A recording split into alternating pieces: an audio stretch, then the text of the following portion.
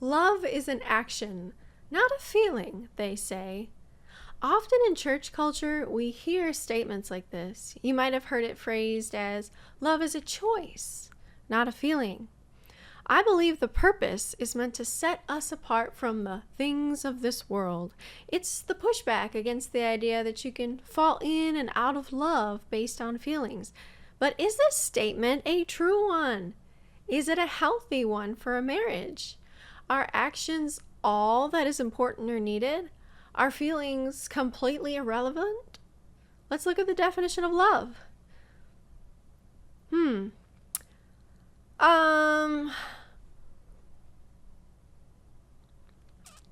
Well, we will come back to the definition of love in a moment. Let's talk for a moment about intent. The intent of the heart matters. People can carry out actions that look loving on the outside, but do it for all the wrong reasons. For instance, one person might help another in need because they care. Another person might help someone in need so they can look good and be praised. This is why even actions that can appear loving or kind can be deceiving.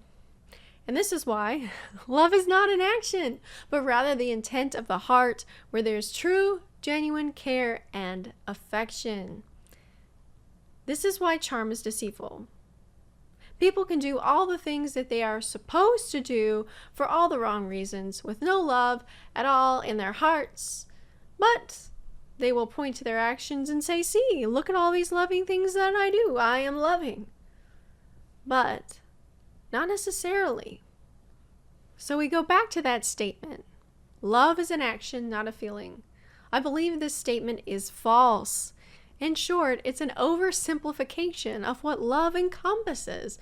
This idea reduces love down to actions or duty.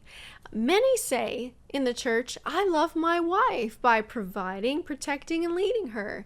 Yet this description is completely void of affection. It's impossible to have affection without feeling. Affection is defined as a gentle feeling of fondness or liking. Feelings have been so vilified in Christian books and Christian culture that romantic love doesn't even look like romantic love anymore. It doesn't look anything like the Song of Solomon, where we see two lovebirds overwhelmed with tender feelings of desire to be with one another, that they have this love with overflowing affection, like love-crazed teenagers. Marital love has been reduced down to a list of duties and roles that each person needs to fill. In many ways, it becomes so cold and technical. By their definition of love, you don't even need to like each other. You just have to do the actions. A wife needs to submit and do her wifely duties, and a man needs to love his wife by providing, protecting, and leading. Tenderness, admiration for each other, warmth of affection, being in love, nope, not required. It's depressing. Who really wants that? In my marriage, my husband and I show our love for one another in action and with feeling. Neither of us want a marriage of duty void of feeling. We want to be crazy about each other. We want to be best friends with passion, romance, and having fun together. We want to laugh together. We want to be close. We want to share all of our happy experiences and sad experiences together.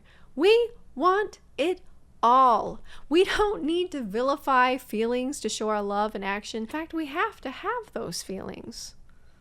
Love most definitely requires feeling. Maybe not all the time, but it needs to be there for there to be a healthy marriage relationship.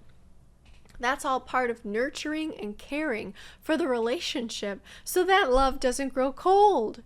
You can have a stone cold marriage and do all the actions all day, every day that you are supposed to do. Love cannot simply be defined as an action. In fact, to say that it is to redefine what the word love even means. Christians have basically changed the definition of love.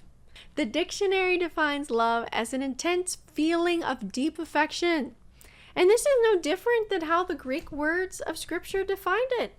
In English, we only have one word for love, which is all-encompassing of all types and kinds of love.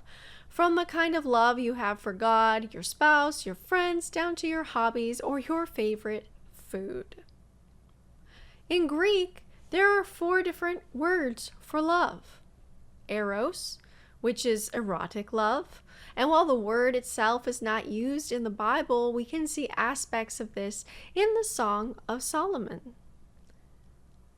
Philia, or phileo, the kind of love that we have towards friends, or what we would call brotherly or sisterly love. The word in Strong's Concordance means fondness or friendship. This is genuinely liking someone. It is the selfless love we show all people, as shown in Matthew 5:44, when we are told to love and pray for our enemies. Strong's Concordance defines it as affection, goodwill, benevolence. And lastly, there is storge love, which is affection for family, such as parents or children. Paul actually uses this word in the negative in Romans 1:31, which means unfeeling. Let me repeat that for you. The opposite of storge, which means affection for family, is unfeeling or without love, heartless, devoid of natural or instinctive affection for kindred. The very opposite of love, which is feeling affection, is not feeling affection. And Paul shows this as evil and the opposite of love. In the Song of Solomon, the soon-to-be bride describes her betrothed as her beloved and her friend. Beloved can mean love or lover. They are not just betrothed, they are lovers and friends. They like each other. They love each other. They are madly, insanely in love with each other, too. We see the love that these two share, both erotically and in friendship. Love in a romantic relationship takes many forms. It's unfortunate that many try to make an erotic book like the Song of Songs about 2 people, about us and God. There is absolutely no reason to look at the Song of Solomon this way, and it is a bit disturbing. It is a love story between 2 people, and instead of trying to spiritualize it away, we should learn all that we can from the only book that is solely about love and romance in the entire Bible. Turning it into an allegory is a great way to undermine anything we could possibly learn from it and sweep it right under the rug. Back to this idea of love is an action, not a feeling. Biblically speaking, all the evidence points to the contrary. Love must be affectionate and feeling. To be unfeeling, as shown by the Apostle Paul, is to be heartless. Someone who is unfeeling and heartless doesn't love, they hate. A heartless, unfeeling marriage is not loving. Yes, if you love someone, you will show it with your actions, but it will be accompanied with affection. If it's not accompanied with affection, the heart is an empty void. And it's not love. It's merely the fulfillment of a duty. Jesus said there is no greater love than to lay down your life for your friends. But it would be ridiculous to think we would not do this without feeling for those we hold so dearly in our hearts. On the opposite side of the coin, if there seems to be affection but it is not shown in action, those may be nice feelings that have no real depth or substance in the heart. We could call this charm, flattery, love bombing, which is to temporarily fake affection in order to get something. Real genuine affection cares for others deeply. I think most people, whether or not they go to church and read the Bible, would recognize actions and behaviors that are loving or not loving. It's not rocket science to recognize genuine love and affection shown over time. If it's not genuine, eventually it will be made evident. Synonyms for love are deep affection, fondness, tenderness, warmth, intimacy, attachment, devotion, adoration, endearment, doting. How do you have any of these things without emotion, without feeling? It is impossible. You guys understand that we are made in the image of God, right? And God has feelings and emotions too. We really need to stop making these false statements just to be different than the world. We should be honest and truthful. We should say that love is a feeling and an attitude of the heart, and shown through action and devotion. Examples of love would be warmth, affection, kindness, understanding, patience, etc. We should be taught that love takes work, that a relationship needs to be nurtured in order to stoke those feelings of affection, that we can't just do our duties and expect love to thrive. If two people don't feel anything for each other, don't like each other, then love through duty is just a performance. It's just going through the motions, rather than a reflection of genuine love in the heart. And at the end of the day, for many, it might just be doing those things in obedience to God and have nothing to do with their spouse at all. You could fulfill your role in spite of your spouse. This is very sad, and I think there are many who do this because they are stuck in bad or loveless marriages and feel they have no escape. But if you don't like your spouse, or your spouse doesn't like you, you don't even have basic friendship love together. That's how bad of a state your marriage is in. I think this is probably a reality for a lot of women, not experiencing true warmth of affection and love from their spouse at all.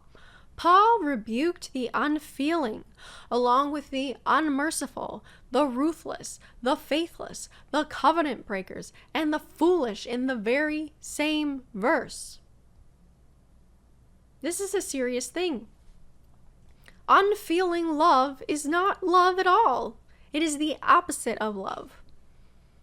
And it doesn't matter how great somebody looks on the outside. What matters is what is at the heart. Think about what the Apostle Paul said about love. Remember what he said? If I speak in the tongues of angels, if I give all my money to the poor, and if I give myself to be burned, I could give up everything. But without love, any of that is worthless. In fact, it's not only just worthless, it's like a clanging cymbal. A bunch of annoying noise. What the intention of the heart is what matters. You know, I think in these more extreme Christian cultures where feelings are totally disregarded and vilified, it's really hard to imagine that there are super healthy, loving marriages thriving with these toxic teachings that feelings don't matter. If feelings don't matter when it comes to love, then it shouldn't surprise us that there are marriages in the church that have always been cold, dutiful relationships based on nothing more than obedience to God and the fulfilling of prescribed roles, where there is zero affection, no warmth or depth of intimacy required. This plays into another overused phrase found in Christian culture: love is obedience, or love equals obedience. I did a separate video about this phrase and how it's problematic. If you'd like to check that out, feel free to head over there right now. Thank you for watching. Please like this, and if you haven't subscribed yet, please click the subscribe button down below and click the notification bell so that you can be updated whenever we post new content. And if you appreciate this ministry and you would like to become a part of it, go to Patreon and you can sign up for as little as $5 a month. Thank you so much for watching.